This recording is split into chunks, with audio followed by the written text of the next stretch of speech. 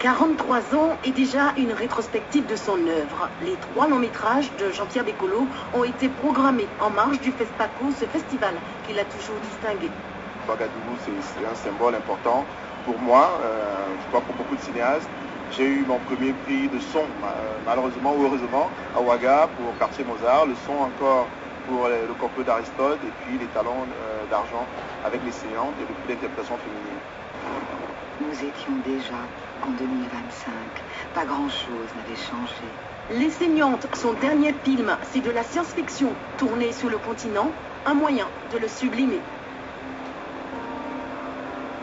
Pour le centenaire du cinéma, Jean-Pierre Bécolo a réalisé Le complot d'Aristote, une réflexion osée sur le 7e art et l'Afrique.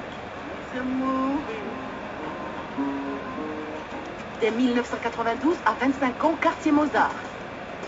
Je me sens bien avec les gens du quartier. Vous voulez que je reste à la maison? Pourquoi? Appelez-moi chef de quartier. Un film coup de poing, dans les dialogues, le rythme, l'énergie. Des documentaires découvrent une multitude de projets en cours.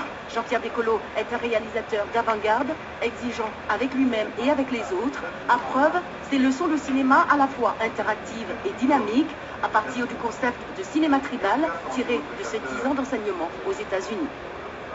À partir du moment où on maîtrise cette idée de tribu, on peut tout à fait construire un sujet de film quel qu'il soit, sans se soucier d'avoir expliqué que chez nous, nos traditions disent qu'il faut faire comme ci, comme ça. Et donc du coup là, moi j'ai appris des choses incroyables. Les étudiants ont identifié une tribu, soit une communauté qui partage un idéal, voire une idéologie, des codes et un fonctionnement spécifique.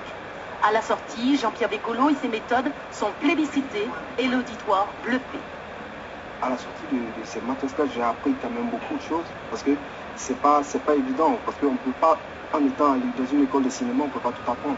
À travers la leçon qu'il a donnée, ça veut dire, si on abordait les choses de façon tribale, si on arrivait nous à imaginer des codes pour approcher nos sujets lorsque nous voulons les développer, je pense que ça serait une manière de faire accepter notre cinéma à l'échelle internationale. De sa vision personnelle du cinéma, de son besoin d'une Afrique debout, Jean-Pierre Bécolo a fait un livre.